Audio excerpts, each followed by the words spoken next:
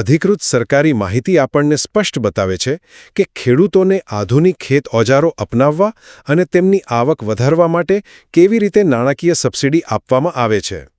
તો સૌથી પહેલું ચાલો સબસિડીના ત્રિસ્તરીય માળખાની વાત કરીએ.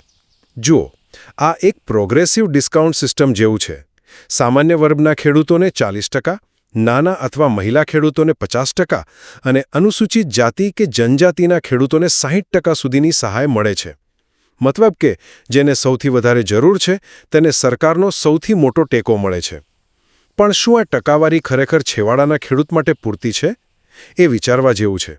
હવે બીજું, લાભ કોને મળશે એ તો જોયું, પણ કયા સાધનો પર મળશે?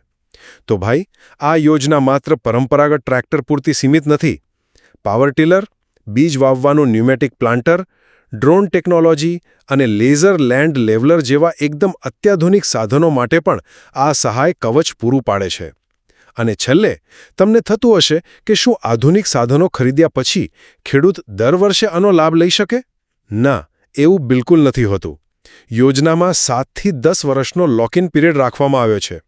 એટલે કે સાધનના પ્રકાર મુજબ એકવાર લાભ લીધા પછી નિશ્ચિત વર્ષો સુધી એ જ સાધન માટે ફરીથી સહાય મળતી નથી.